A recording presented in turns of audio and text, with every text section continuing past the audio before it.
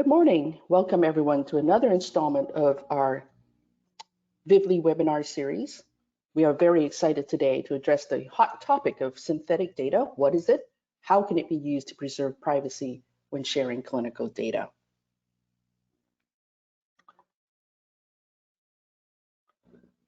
Some housekeeping notes. We will be recording this session and you will receive a link to the recording and slides after we're done.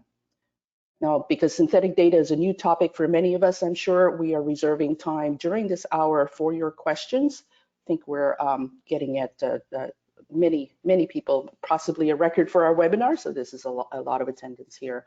Please post your questions via chat, and we will respond to them after the speakers are done. All participants will be muted. We will be saying your question to the speakers. So now on to our program. Next slide. Your moderators today are myself, Ida Sim, Professor of Medicine at the University of California, San Francisco, and Marcia Levenstein, Senior Advisor to Vivli and our resident statistics expert. Our presenters are Patrick Cullinan from Bluebird Bio, Khaled El Imam from Replica Analytics, and Michael Lesh from SYNTEGRA. We are grateful to our speakers for sharing their expertise with us. A bit about why we chose this topic. As you know, Vivli has available for sharing data from over 5,000 trials from a very wide range of diseases, but we share very few data sets from rare diseases, despite great interest and value in that, because of concerns about preserving privacy. Vivli is always looking for ways to unlock even more data for sharing, and hence our interest in learning more about synthetic data as a potential approach for preserving privacy for rare disease data sets and also small data sets.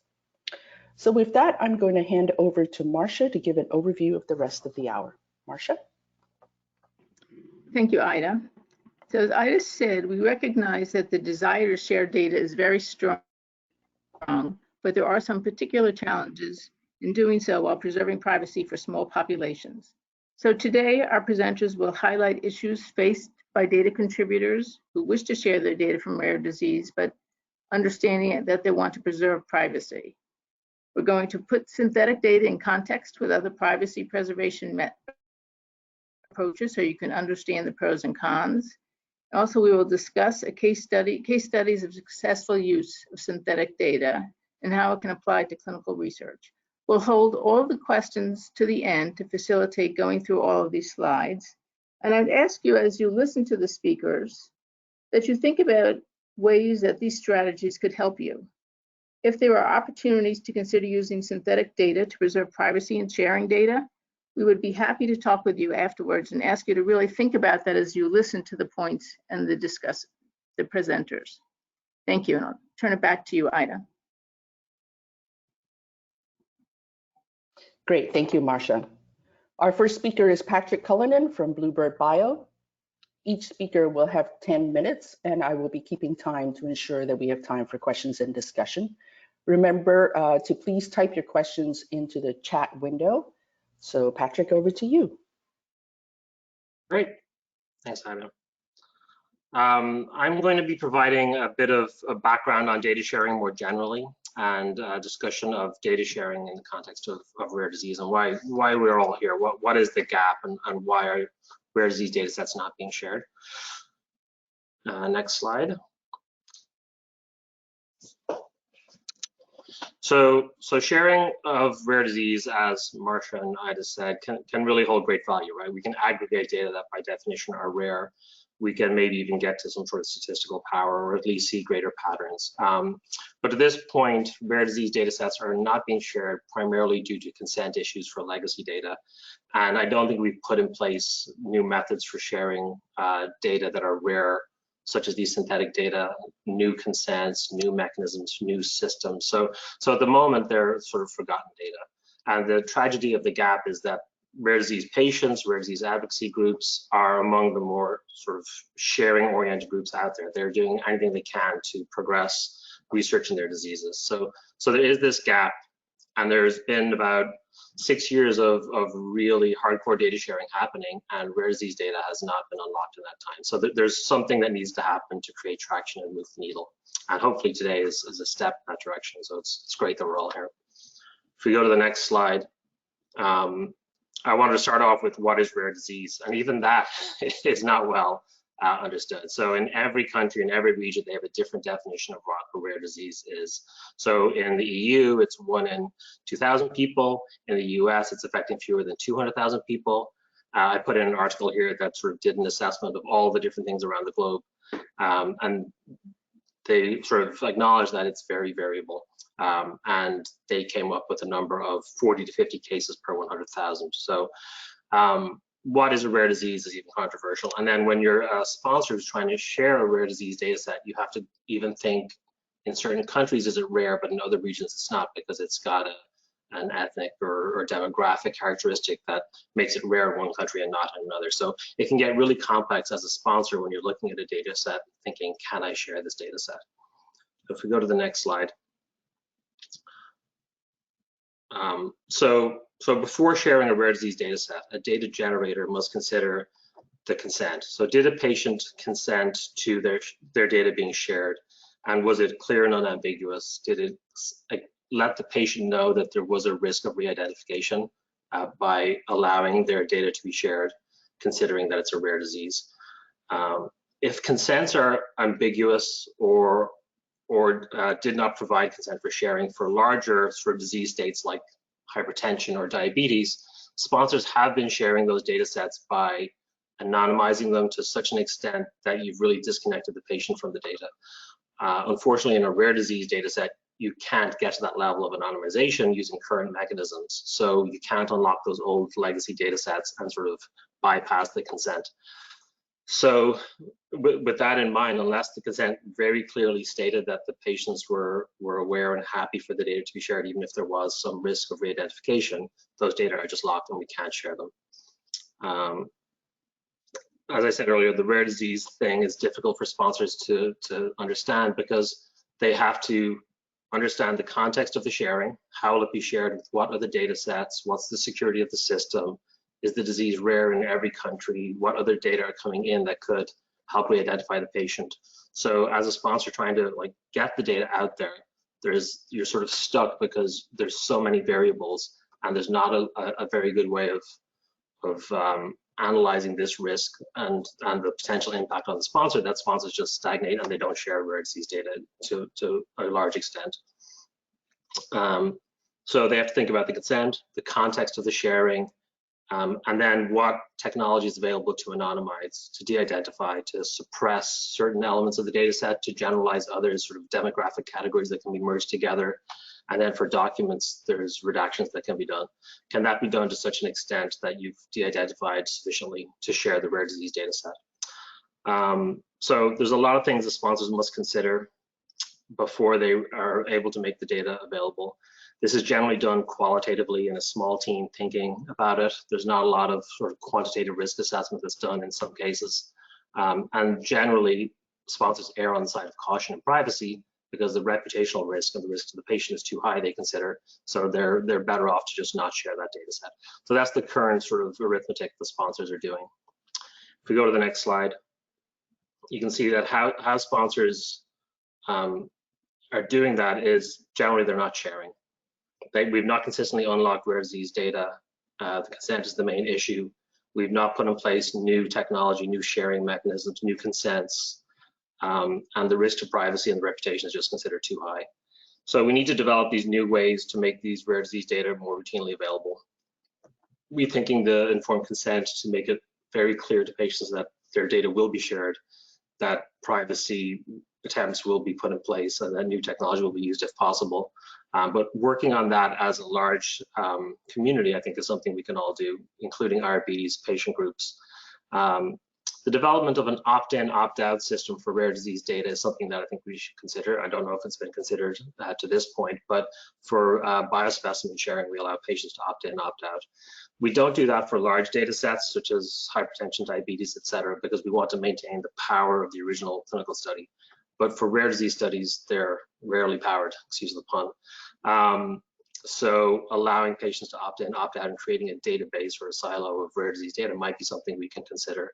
And then working on new anonymization, synthetic data, new technologies like encryption or split analytics.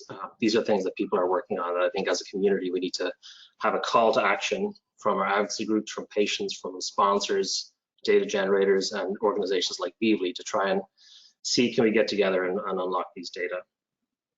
So if you go to the next slide, this is just an image of how it's currently looks. If you're a researcher trying to find data for rare disease studies, these are the disclaimers that are on a range of sponsors' pages when they're sharing data. Some of these are from Vivli, some are from other places. These are not all big bad pharma sponsor data. Some of these are nonprofits, some of these are patient groups, and almost all have some disclaimer saying that rare disease data will not be shared or may not be shared, or will only be shared if it can be fully de-identified. So there's these caveats in every sort of company and organization's policies to allow them to just sort of shrug and not share rare disease data, in my opinion. So that's the hurdle we need to get over. We need to make it feasible to share rare disease data and sort of not allow these disclaimers to be everywhere. So if we move on. So this is the general process for rare disease or for regular data sharing, just so everyone has the context when we move on. So sponsors assess the studies they have that are for approved products. They list those studies generally on some portal like Vivli or clinicalstudydatarequest.com or on their own sponsor website. Some sponsors don't list, but a lot of them do. And when they're doing that listing project, they will consider, is the study rare? Can we share it? Yes, no. Then the researchers can go to these portals and identify the data that is available for sharing and submit a research proposal. And then in the third column, the sponsor or the platform does an assessment of, can we share these data under this research project? Does it meet our policies? And that's usually where the rare disease assessment happens. If it hasn't happened at the listing stage at the start, this is where you have the context of what is the research proposal, what other data are they looking for, and that's where many of these sort of rare disease data set research requests get shut down. And then the independent review panel does a review of the project, but if it has been already denied by the sponsor because of a policy issue, it doesn't meet the rare disease policy exemption, it might not even get to the independent review panel. If it does get through the independent review panel, that's the time point where the data start to be anonymized and documents get redacted if they're not already available from some prior project where these processes were performed.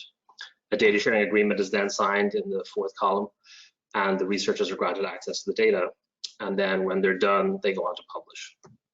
On the next slide, I think I show some of the issues when it's rare disease. So in red, you see on the left column, rare disease data just generally don't get listed.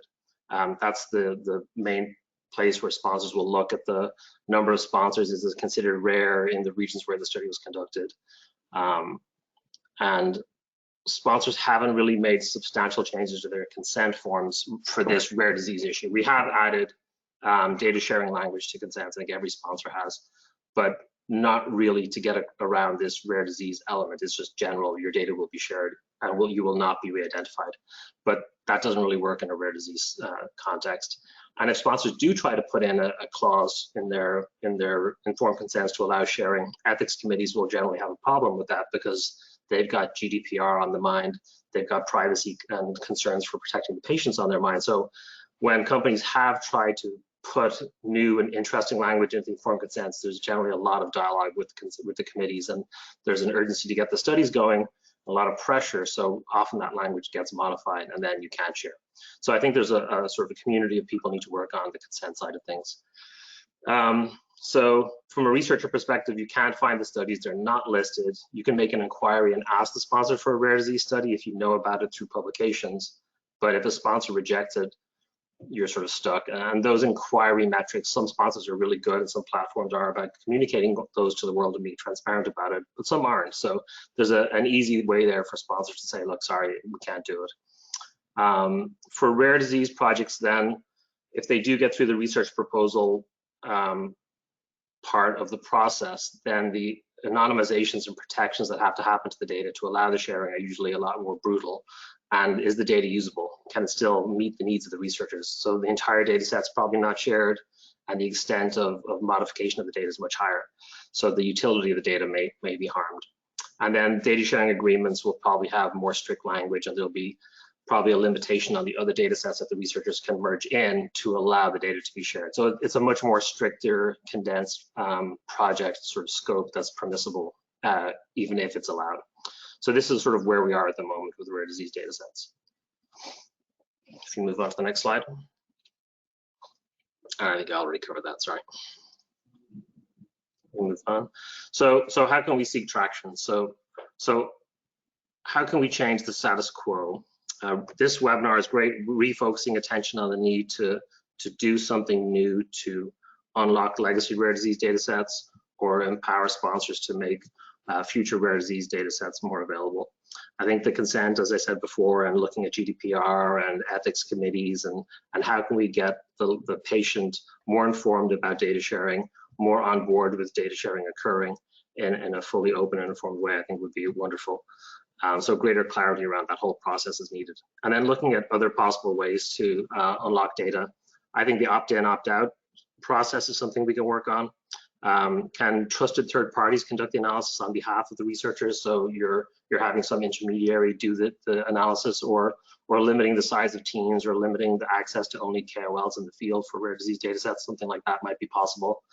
And then looking at the technology. So can we create a place or a mechanism for safer sharing? Can the platforms support distributed analytics where the data don't all go to one place, they're all staying with the sponsors, but the data can still sort of dip into all the different locations? I know a lot of people are working on that. There's also encryption and other types of technology that people are looking at. And then can we work on better ways to anonymize and protect data, such as the synthetic data technologies that we're talking about today, to allow us to unlock and break that consent barrier and then empower the sharing of new data. So I think this is a wonderful venue to talk about one of the key aspects of unlocking rare disease data, which is the technology for protecting and anonymizing through synthetic data. So I think I'll finish there. Great, thank you so much, Patrick. That was a terrific introduction to the complexities and importance of this topic. Next, we have Khaled El Iman from Replica Analytics. Go ahead, Khaled. Great, thank you. Yeah, I'm from Replica Analytics. We build data synthesis technology. So I'll talk to you today about the process of data synthesis, some of the privacy implications and data utility implications of data synthesis, and then close off with a few examples of applying data synthesis to clinical trial and clinical data. So with respect to the data synthesis process, the focus is on structured data, not on text. And the basic idea is that you take a real data set, so that's the source data, you fit a model to that data, and the model is typically a machine learning or a deep learning model, and then you use that model to generate new data. The pictures on the bottom right-hand side are deepfakes. So these are not real people, they are images generated by a generative model, so they're synthetic people, and the generative model was trained based on a large database of images from real people. And if you look at the images, you'll notice that, if you look carefully, you'll notice that some of the pictures are a little bit weird around the faces. This work was done a few years ago. Today, the technology has improved significantly, that the synthesis process can produce high quality images. So it's the basic idea is very similar for structured data, where you build a generative model from the structured data to capture the patterns and the characteristics of the data, and then use that generative model to create new data. Because of this process, there isn't really a one-to-one mapping between synthetic records and real people. So it has a strong privacy protective effect. And I'll show you some data on that in the next few slides. Next slide, please. So from a privacy perspective, the traditional way we look at the privacy risks for any privacy enhancing technology is by considering identifiability being on a spectrum, which is essentially a probability. And at one end of the spectrum is identifiable data, and the other end is non-identifiable data. And then somewhere along the spectrum, there's a threshold. And there are various precedents for what's an acceptable threshold. In the context of clinical trials, the EMA and Health Canada have chosen 0.09 as a reasonable threshold, or recommended that number as a reasonable threshold. So there are ways to define a threshold along the spectrum. And if you're on one side of the threshold, then you have personal information. And if you're on another side of the threshold, it's not personal information. And if it's not personal information, you can use it and disclose it for secondary purposes without having to obtain additional consent. And a lot of the obligations in the privacy regulations do not apply anymore if it's not personal information. So data synthesis is one technology, one approach that can allow you to move data to be in the not personal side in that picture. There are very other technologies, like pseudonymization is one approach that's typically used, and that's still considered personal information. But synthesis, when applied properly, shifts you to the not personal side of the spectrum. Next slide, please. So another consideration with any privacy enhancing technology is the trade-off between privacy protection and data utility. So as you modify or transform data to move the identifiability along that spectrum past the threshold, you also have an impact on data utility. So data utility is really how similar the results you get from the transformed data, in this case the synthetic data, are to the results you get from the real data. And of course, you want those results to be as similar as possible. But the more you transform the data through synthesis, for example, the lower the utility is going to be. So it's a balancing act. You don't want to transform the data too much. Put on next slide, please. You don't want to transform the data too much. You want to ensure that your data is just after the threshold, so that it is not personal information, and in such a way that you are able to minimize the impact on utility. But in general, you have to look at both the privacy side of the ledger as well as the utility side of the ledger when you are applying a privacy enhancing technology such as data synthesis. Next slide, please. So the other consideration with any privacy enhancing technology really is that you have two levers to manage overall identifiability risk. You can transform the data and you can apply controls. These are security controls, privacy controls, and contractual controls. And the combination of both can allow you to reduce the overall risk. Specifically from a data synthesis perspective, the main benefit of data synthesis is that you can get a significant reduction in risk, and I'll show you some examples later on. Significant reduction in risk only from data transformations, and therefore there is little need to rely on controls. And the advantage of that is that you have economic benefit because you don't need to implement controls to manage the risk, and you have faster access to data because you do not need to implement controls to manage the risk. Other differences is that typically data synthesis is largely an automated process. So really, once the data is loaded, I mean, there's always pre-processing for any kind of machine learning technique, but essentially the machine does most of the work. There's very little labor involved, which means that the skill sets required to do data synthesis are not very high, just because it's largely a machine learning exercise. So, so these are the main benefits of using something like data synthesis as a way to enable data access. Next slide, please.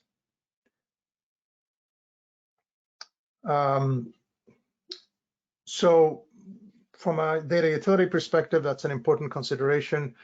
There are frameworks for deciding what is acceptable data utility for synthetic data. And ideally, you want to ensure that synthesized data is suitable for a particular purpose. In many cases, or a particular analysis, in many cases, you don't know the analysis that will be done on the data in advance. So you want to ensure that your synthetic data is suitable for many possible data analyses or data uses. Next slide, please. So in this slide, we have this data literature review, and there are really 7 different ways that people have used to evaluate the data utility. The top 3 are the most common. You have general utility assessments, so kind of generic ways to evaluate the analytic utility of a data set by comparing univariate, bivariate, and multivariate analyses on real and synthetic data sets. You can replicate published studies, and you can have subjective assessments where clinicians try to manually distinguish between real and synthetic data sets. And if they're not able to tell the difference, then that's good. It means that your data set has high utility.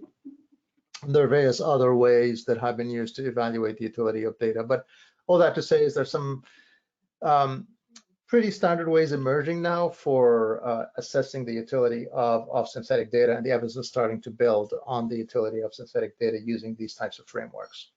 Next slide, please.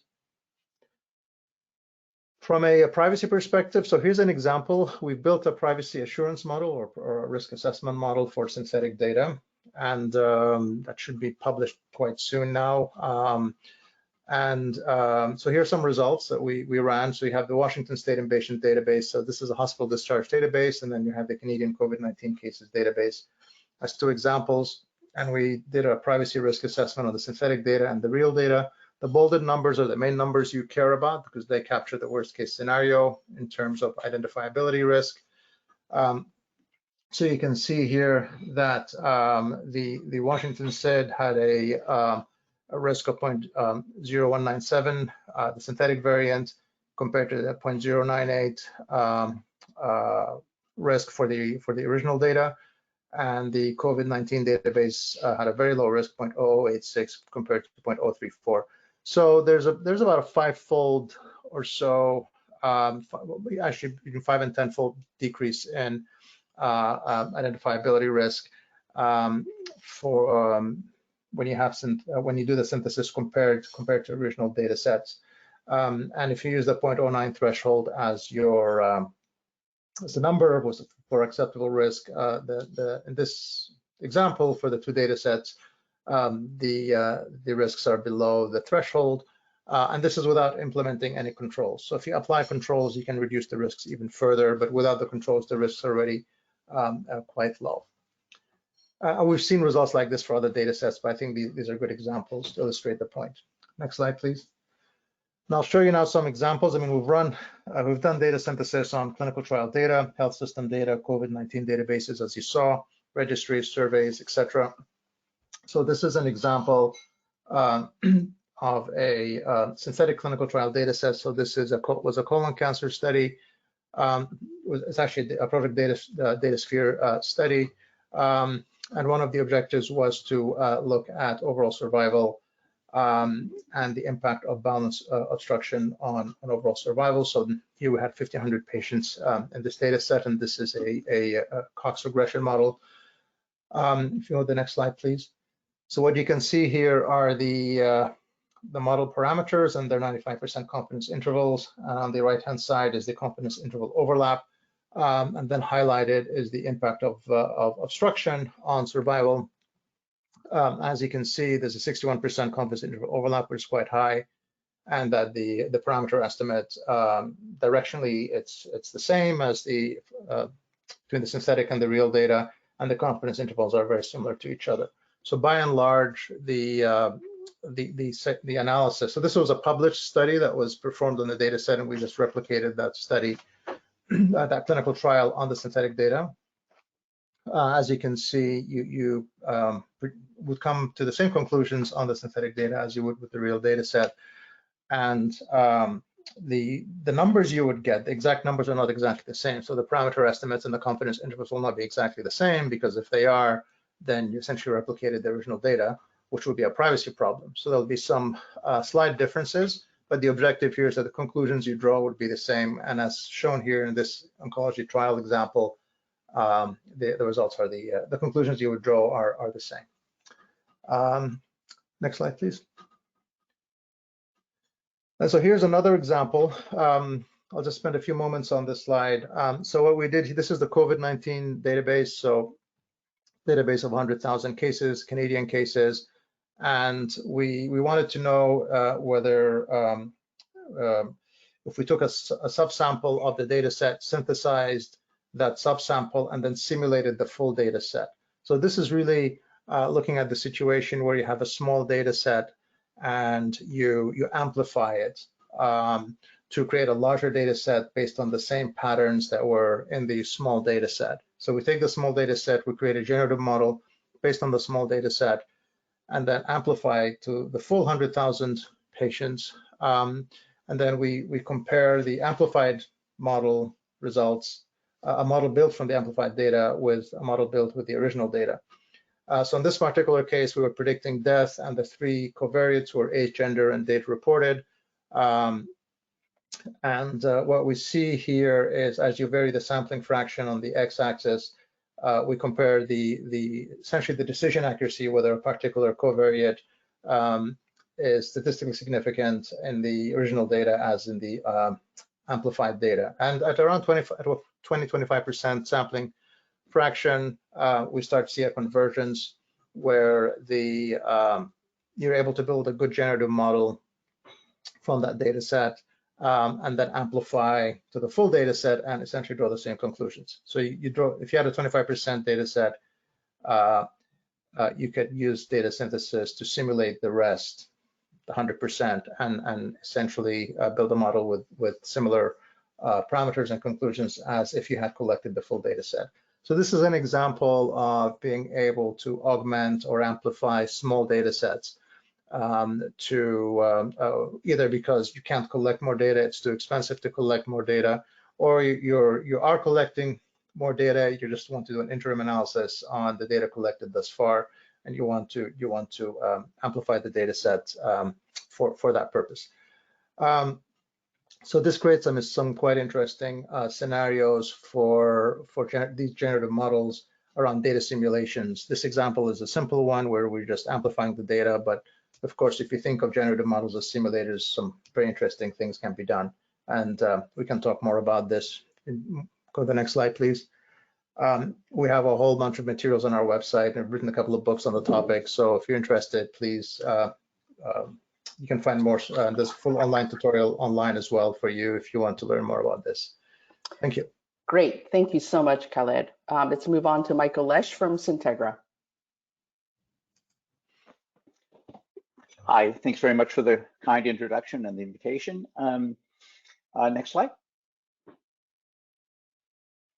So this is work that came out of some of the stuff we were doing at UCSF, where you realize that for precision medicine to work, this promise of big data, we needed to free up the data that was in these vast silos. And to do so, we needed to develop a way to create synthetic data which matched the statistical properties of the underlying data in any way you care to measure it, but which maintained a high level of privacy. And this is a new approach, also with the generative model, but a little bit different than previously described.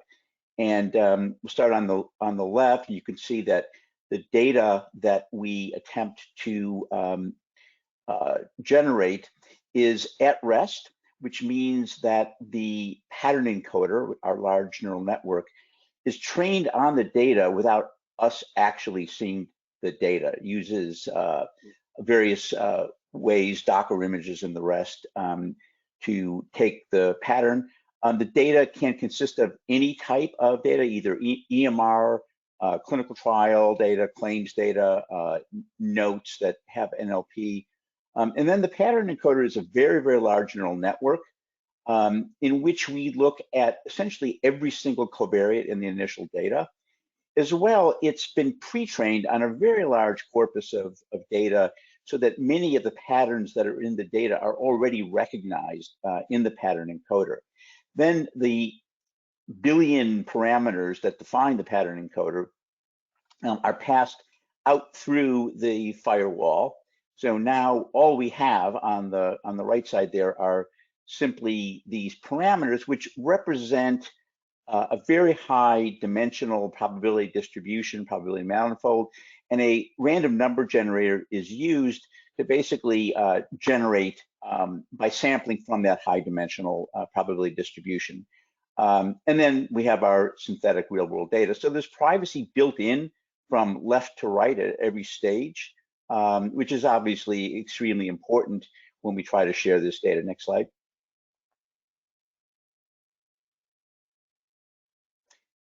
Khalid covered much of this, and his work has been very inspirational for everybody that tries to do synthetic data. But these are the things that we have to show. We have to show that there's fidelity, meaning that the statistical properties of the synthetic data match that of the original data.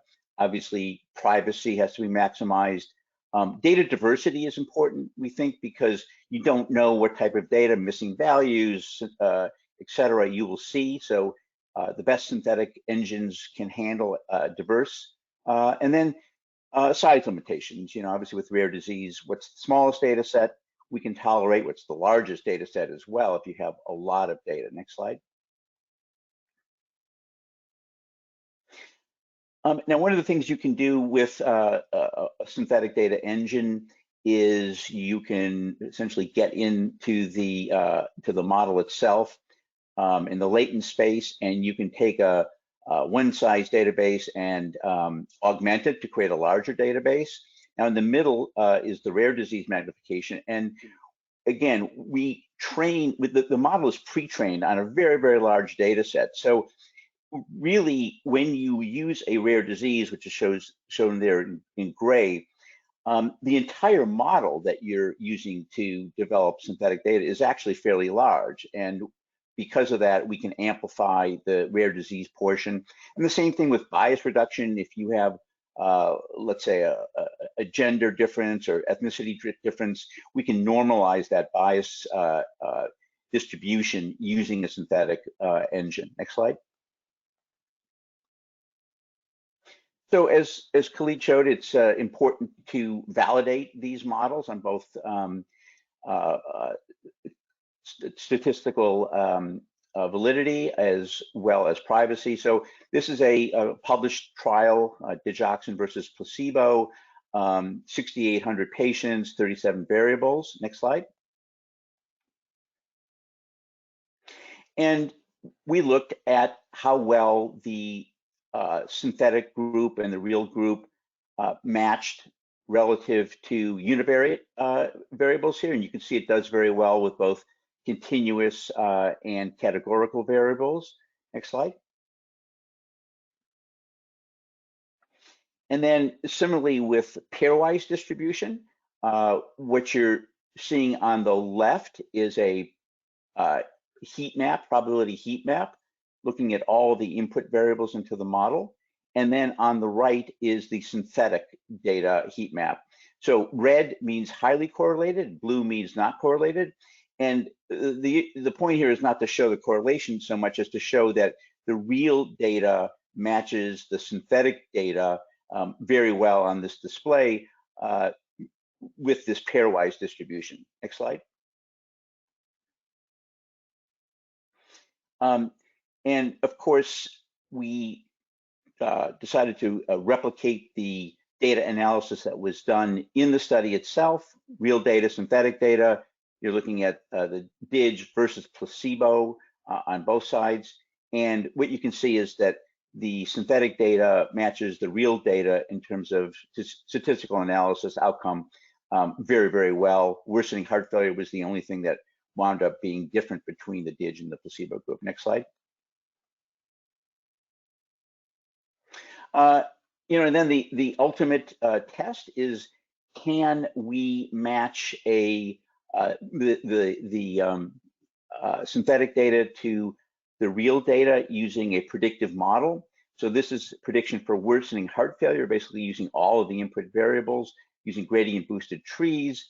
And what we find is the receiver operator curve for the real data and the synthetic data are essentially identical, which means that you can take the synthetic data set and use it to train any type of model in the same way you would with the real data set. Next slide. One thing that's become important lately is the idea of explainability, and there's something called a Shapley graph, which I won't explain in any detail, but it basically looks at the order of the variables and how important they are in your predictive model. And what you can see is they're not exactly the same, but certainly the top 4, 5, 7 match exactly. So the variables that were important in the real data set in terms of predicting a congestive heart failure are matched by the explainability in the synthetic data set. Next slide. Another example, this is data from the MIMIC EMR. Next slide. And again, univariate distributions look very good between real and synthetic. Next slide. And similarly, looking at the pairwise distribution of the top 30 diagnostic codes, again, really no difference that you can see between the real and the synthetic data. And by the way, we quantify this using a variety of statistical methods, showing no statistical difference. But I think the visualization is something that you can really look at and see this similarity between the real and synthetic. Next slide. And again, the 30 top procedure codes, and again, you see an identical pattern, real versus synthetic, in this bivariate distribution. Next slide. And again, using all of the data to do predictive models. On the left is predicting length of stay. On the right, in-hospital mortality, gradient boosted trees, and the receiver operator curve for the real versus synthetic data look identical, which again means that you can create a model with the synthetic data and predict any outcome, and it will match the model that you would have created with the real data set. Next slide. As I said, visualization is important, and this is a dimensionality reduction method called UMAP. And what it does is it shows the relationship among variables in clusters, both the near relationships and the distant relationships. And what I've shown here on the left is that DIGOXIN data set, 6,800 points, and maybe a little difficult to see, but the green is the real data set, and the yellow X's is the synthetic data set. And what you can see is that these overlap fairly well. Even the small clusters around the periphery, which really would represent a rare disease, are very well covered by synthetic data points on top of the real. And similarly, on the right is another data set, 110,000 patients.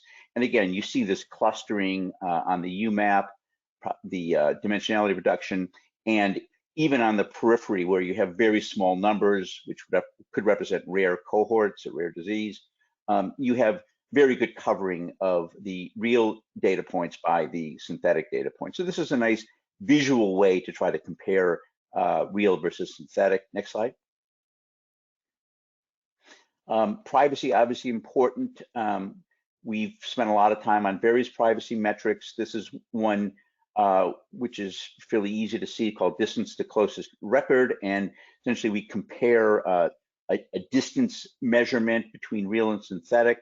On the left, if there is essentially a positive distance between all of the real and all of the synthetic in terms of the closest records, what it means is there's really no memorization that's occurred. But on the right, this is what happens if the synthetic simply copies. And obviously, if you copy records, you will get something with very good statistical fidelity, but this will show you this cluster at zero distance that there was some copying going on. Next slide. Failure modes are obviously important. What we've done in a number of these data sets is what's called an ablation study, which means you start with a large data set and you randomly remove records, rows from the data set, and then you can plot whatever your outcome variable. In here, we're looking at a receiver operator curve, area under the curve for a given data set, and we can see starting at 1,000 data points, get very nice fidelity, and then it does start to drop off at around 200, meaning for this metric, for this data set, once you get below about 200 patients in your initial cohort, you do wind up losing fidelity. Next slide.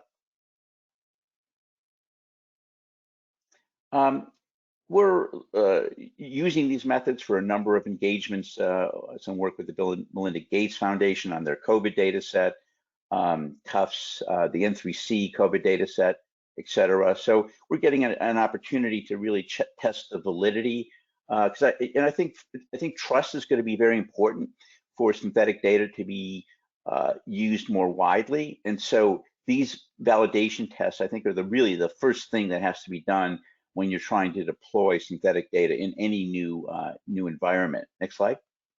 And Michael, I'm going to have to cut in here. We have a lot of questions, and thank you so much. I do agree with you that building trust is very important. Thank you so much.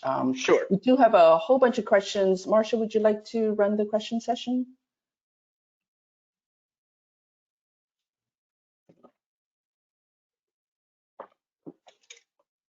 Okay, we need to unmute Marcia. Maybe I'll start off with the first one, a question for Patrick. I assume, and this is from Scott Kahn, I assume that you're thinking about privacy mostly in the HIPAA sense. How does GDPR affect consenting and data use policies? Will data need to be maintained in a closed research environment? No, I think GDPR is too complicated to get into here today, but I think for scientific research purposes are considered by most to be sort of outside, like the data sharing that we do is considered to be generally outside of the GDPR issues. So I'm not thinking of HIPAA, I'm thinking of anonymizing the data to a risk threshold so that you can comply with the consent and the obligation to the patient. I think that's what most sponsors are thinking about. We have a consent, we said you would not be re-identified, and we're trying to, it's not really a legal issue, it's an ethical consent issue, I think, for most sponsors. Great, thank you. Marcia, are you on?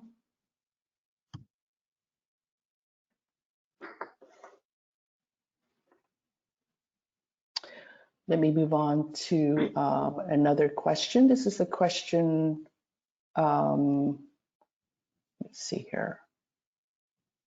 Question from Tim Kincaid. How might synthetic data change repository practices to enable the repository to reveal granular details contained in data sets without sharing personal data with researchers, sort of get a peek into the data? Will utility validation opportunities require the repository to hold the real data at a granular level to support rare disease and other fine-grained details?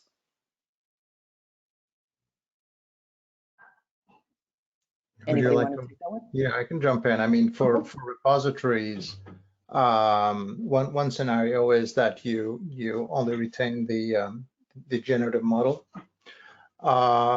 where when you get a data request, you just generate a synthetic variant of the data set. So you don't need to retain the original data. And then the data requesters can ask for how many patients they want to be generated from that generative model, and then you can generate data accordingly. Another model is to retain the original data and have a validation server.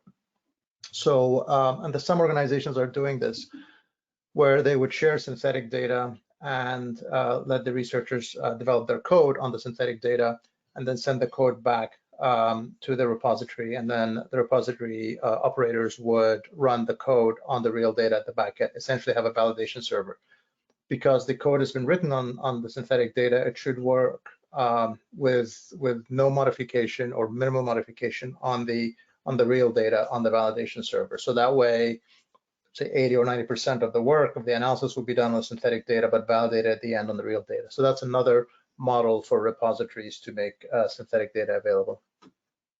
Great, and actually that leads into another question, which is on replicability, which we know is a concern, that we all have for enhancing scientific integrity. And Colette, I think you're addressing that issue of how do we trust this, right? It's on synthetic data. Is it validated on real data? How does it work if we, in Vivli, for example, we have the original data set, we get a data request, as Patrick described, we generate a synthetic data set. Do we reuse that same synthetic data set for other data requests, or do we generate a new synthetic data set with every request? And how do we think, and this is a question for all three of you, how do we think about replicability and trust? You know, when we go out to the public and we say, we made synthetic data and we showed that, you know, whatever convalescent plasma or whatever worked, you know, that's going to sound a little funny to the public. What are some issues of replicability we should be thinking about?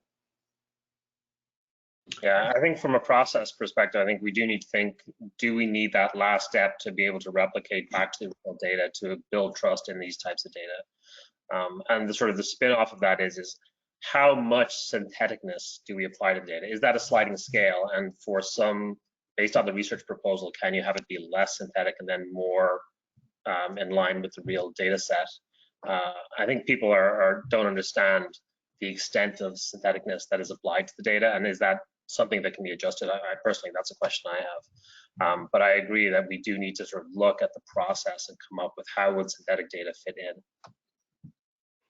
You know, some of this is actually messaging to the public, because if you provide statistical, you know, analysis and just say, you know, the average age was this and the treatment looked like this, what you're basically saying is that whatever data you have is meant to be representative of a larger data set, right? So you're drawing implications.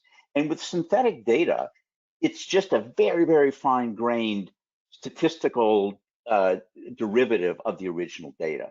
So I do think some of the messaging, if you're not taking these actual patients and releasing them to the public, you're taking a synthetic derivative, statistical derivative, and releasing that.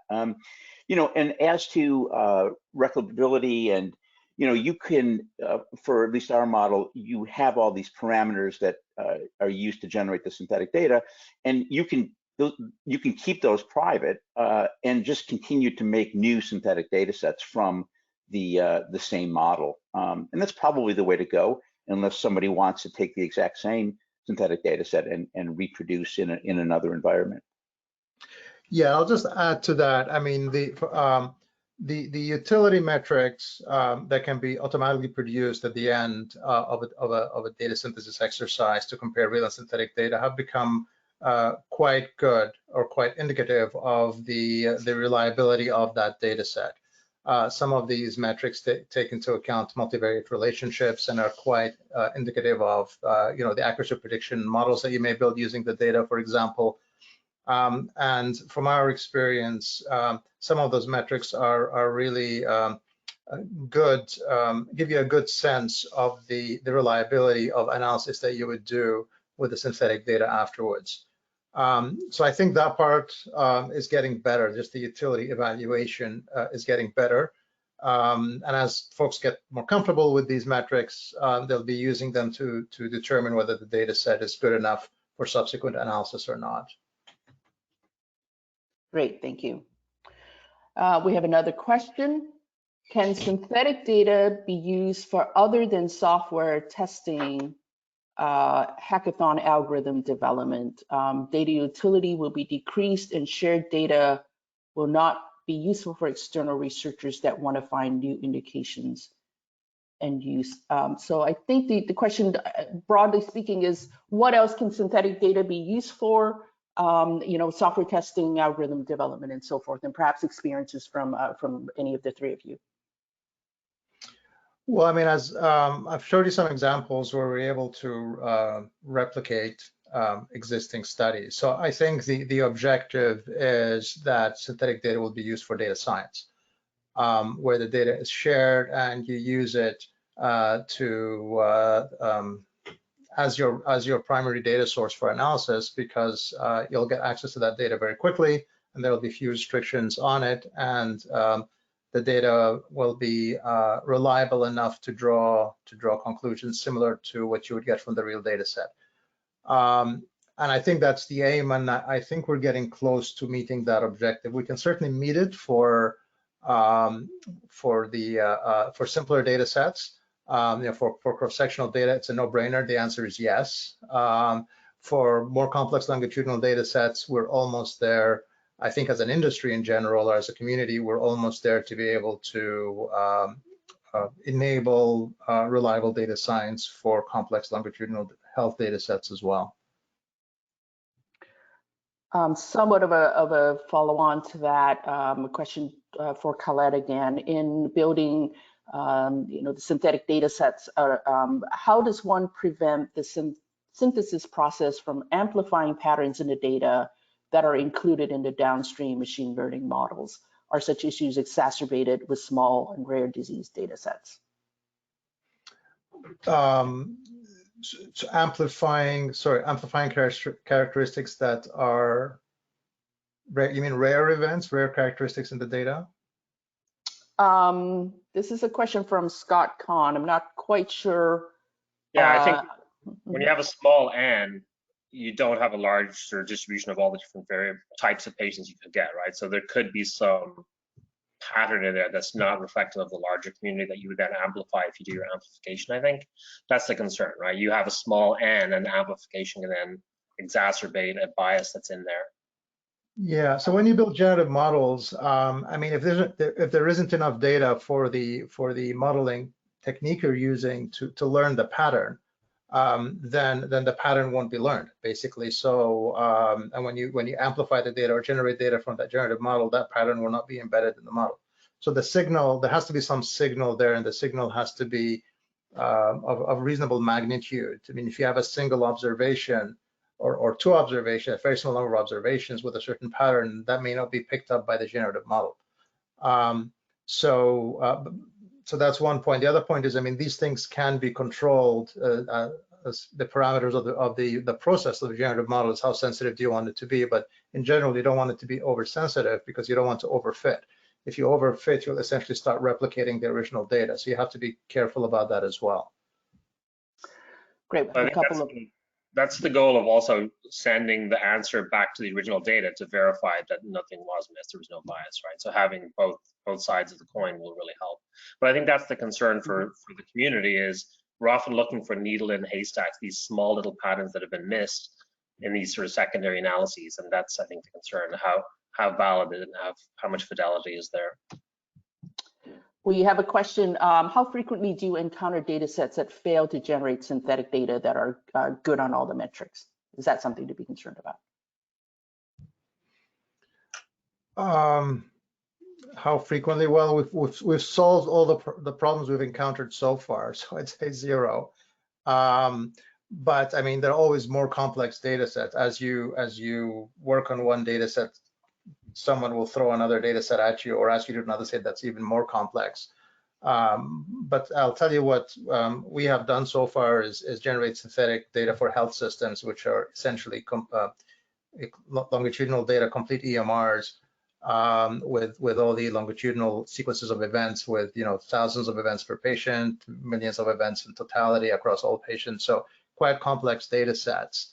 I think that the challenge is, and this is a general challenge with deep learning models, is being able to capture very rare events in large data sets or very large longitudinal data sets. So I think that's a work in progress.